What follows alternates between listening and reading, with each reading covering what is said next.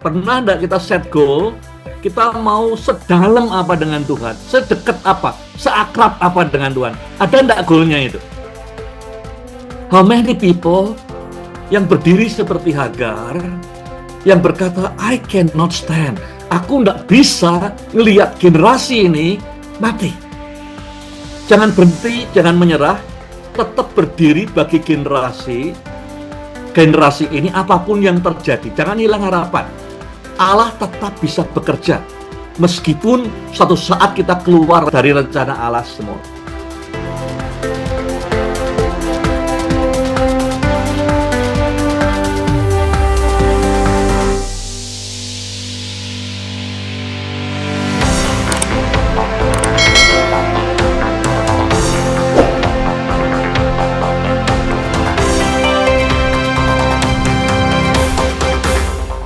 Saya beri judul Allah mendengar tangisan anak itu. Jadi ada ayatnya dikatakan God heard the cry, the boy's cry.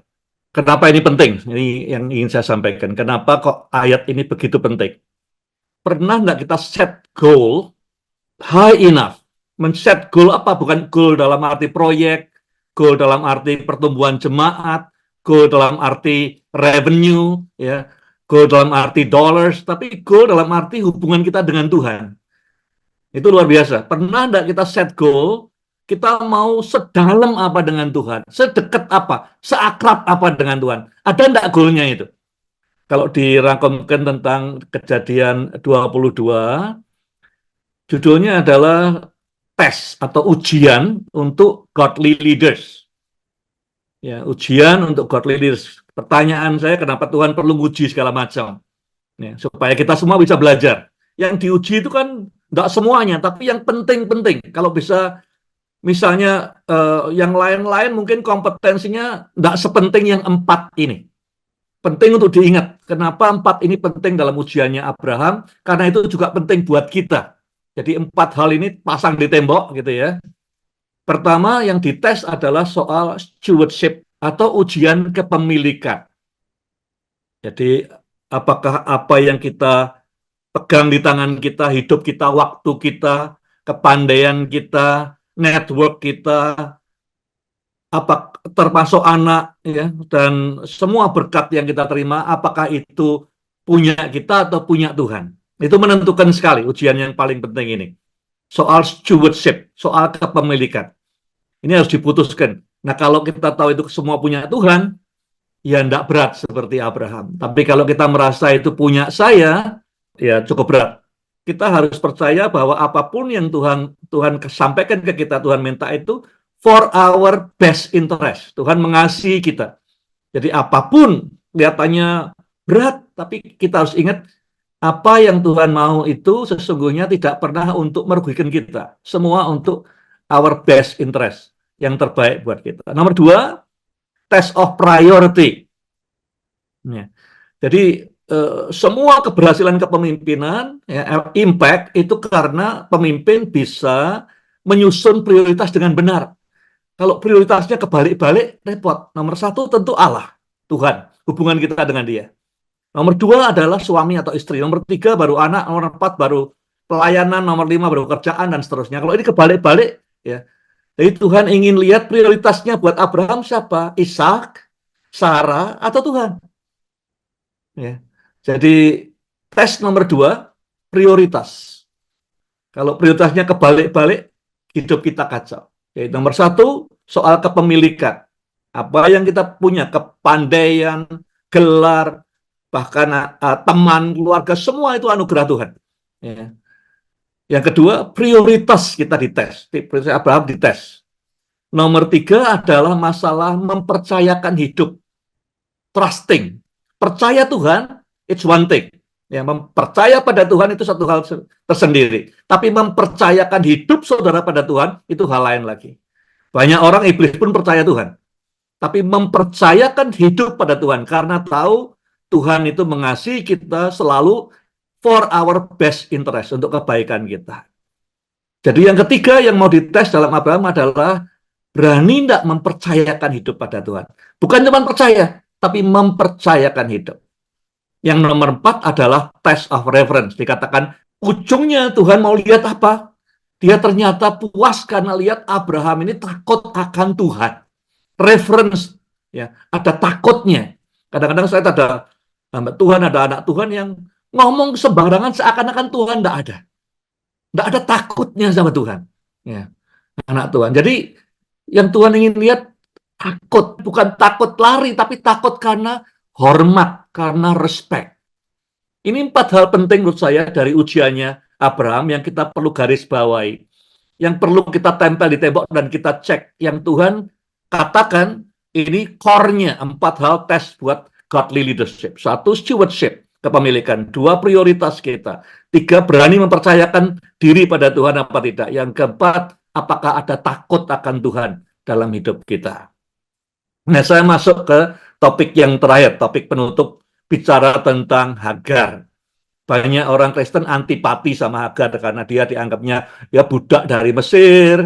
Dia kemudian melahirkan Ismail. Banyak yang tadi berpikir juga ini Ismail hubungannya dengan saudara sepupu kita orang Islam dan segala macam. Jadi banyak orang a priori tidak terlalu appreciate Hagar. Tapi saya mau lihat dari perspektif yang berbeda, pelajaran kepemimpinan dari Hagar. Tangisan yang bisa menggoyang surga, itu judulnya. Ya, tangisan yang mampu menggoyang surga. Nomor 1, ya, ada 4 hal. Nomor 1, ayat 16 dan 17 Kejadian 21. Sebab katanya, tidak tahan aku melihat anak itu mati. Ini omongannya Hagar. Sedang ia duduk di situ, menangislah ia dengan suara nyaring. Berkatalah malaikat dari surga kepada Hagar, jangan menangis Hagar, jangan takut, karena Allah sudah mendengar tangisan anakmu. Perhatikan, yang nangis disebut di ayat ini 16-17 ini adalah Hagar. Kenapa dia nangis? Dia taruh anaknya di bawah semak-semak karena dia bilang, I cannot watch my kid die. Aku tidak bisa melihat anakku harus mati seperti ini. Terus dia nangis. Tangisannya didengar oleh Tuhan. Dia suruh malaikat. Tapi malaikatnya bilang, jangan takut karena Tuhan sudah mendengar tangisan anak itu. Tangisannya Ismail. Yang nangis Hagar. Tapi yang didengar Tuhan, karena tangisan Hagar inilah, kemudian Tuhan bisa mendengar jeritan hatinya Ismail. Dan kemudian dia datang dan memberikan janji buat Ismail. Jadi yang pertama adalah Hagar survive. Kalau tidak ada tangisan ini, ya, dia mati sama seperti Ismail mati, tidak ada air sama sekali. Jadi dia standing for the dying generation. Ismail itu generasi muda, ya, remaja, dying, mau mati. Hagar, dia tidak tahan lihat. I cannot stand to watch this generation die. Aku tidak bisa lihat generasinya Ismail ini mati. Tidak bisa. Dia pergi sepemanahan jaraknya. Dia nangis di hadapan Tuhan. Sampai Tuhan kemudian memperhatikan Ismail. Stand for the dying generation. Berdiri untuk generasi yang sekarat. Hagar bisa tetap hidup karena tangisannya untuk generasi yang berikutnya, anaknya. Dia tidak bisa tahan melihat anaknya mati di depan matanya. How many people today? Berapa banyak orang hari ini yang berdiri seperti Hagar, berkata kepada generasi. Kemarin BRC seminar kita lihat banyak Gen Z, Gen Alpha yang tidak lagi merasa ke gereja itu penting. Asal ada komunitas. Banyak di Amerika, di mana-mana anak muda meninggalkan gereja. Di Korea, kosong. Anak mudanya ada. How many people yang berdiri seperti Hagar, yang berkata, I cannot stand. Aku tidak bisa ngelihat generasi ini mati. Terus dia weep, dia nangis. Sampai Tuhan bisa memperhatikan Ismail. Sehingga tidak hanya Ismail, tapi Hagar juga selamat. Poin nomor 2, standing with the future leader.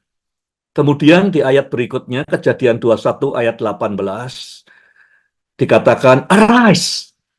Tadi kan dia membuang dirinya, dia nangis. Tuhan bilang, bangun, bangun, arise. Ya. Bantu anakmu itu berdiri. Dan tuntun dia berjalan. Aku sudah berjanji bahwa Ismail akan menjadi nenek moyang dari bangsa yang besar. Akan menjadi pemimpin yang besar. Arise, lift up the lad, the boy, hold him. I will make him a great leader, great nation. Jadi standing with the leader, setelah dia nangis sedemikian rupa, tidak tahan generasi mendatang, terhilang, Tuhan memberi kepercayaan kepada Hagar. Hagar dipercaya untuk berdiri mendampingi pemimpin masa depan. Ismail akan jadi pemimpin yang besar. Tuhan kemudian mempercayakan pementoran anak ini. Bangunlah, lindungi dia, muridkan dia dalam perjalanan seorang pemimpin yang akan berdampak di kemudian hari. Nanti di pas 2 minggu lagi kita bahas bagaimana Ishak dan Ismail bersama-sama yang menguburkan Abraham. Mendampingi. Berapa banyak di antara kita berjalan bersama generasinya Ismail, mendampingi pemimpin berdampak di kemudian hari, seperti Hagar. Yang ketiga, standing behind, support younger leader. Kemudian dikatakan di ayat 19, pasal 21, kemudian Allah membuka mata Hagar, sehingga dia melihat sebuah sumur. Lalu Hagar pergi mengisi kantong kulit itu dengan air dan meminumkannya kepada anaknya. Jadi setelah Tuhan memberikan mandat panggilan untuk jadi mentor buat generasinya Ismail yang mungkin waktu itu remaja, ya. Kemudian Tuhan buka matanya. Sumurnya udah di sana dari kemarin dulu. Nggak lihat dia.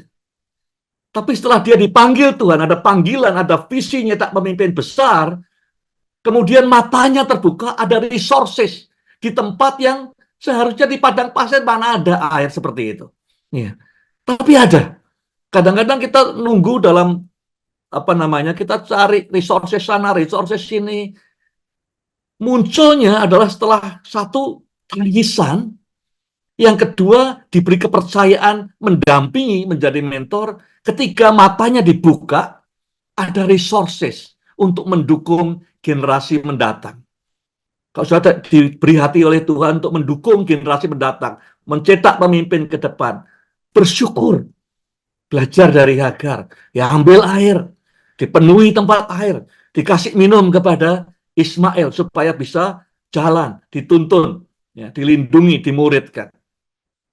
Yang terakhir, keep standing, do not lose hope. Kita kalau lihat ceritanya Hagar, ya, di pasal 21 ayat 20, Allah menyertai anak itu, dia bertumbuh dewasa dan tinggal di padang belantara Paran.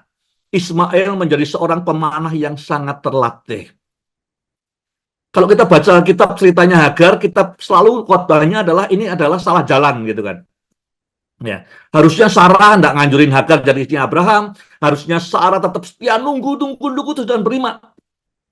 Nah, kalau kita lihat cerita ini, jangan saya berpikir wah Abraham itu orang hebat luar biasa. Abraham orang biasa.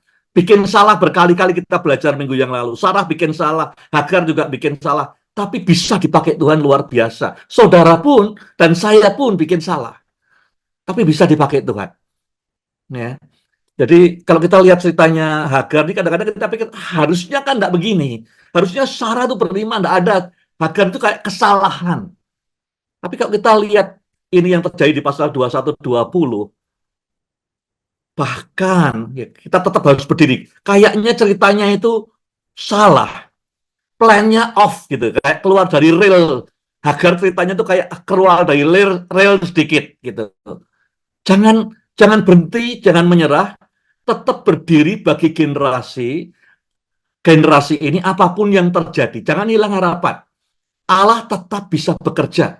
Meskipun suatu saat kita keluar dari rencana Allah semula. Kita mungkin, saudara ada di sini mungkin ya sedang atau pernah salah keluar dari rel, ya, keluar dari plan A-nya Tuhan, ya, seperti Hagar, tapi tetap Tuhan bisa pakai.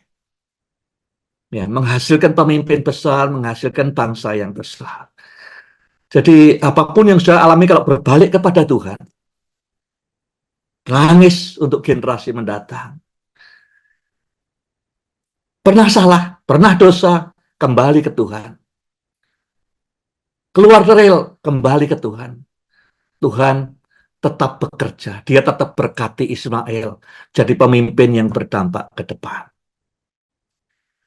Saya titip pertanyaan buat suara nungkan minggu malam ini, dan juga hari-hari berikutnya. Has your cry move heaven? Apakah tangisanmu sudah menggetarkan surga, menggerakkan surga? Kapan terakhir saudara nangis dan surga bertindak? Karena tangisan saudara, karena sudah merasa I cannot stand. Aku tidak bisa lihat generasi ini, anak-anak muda remaja, hilang begitu saja. I cannot stand it anymore. Kapan? Pernahkah jeritan tangisan saudara menyebabkan Tuhan bisa mendengar kebutuhan anak-anak generasinya Ishak Ismail?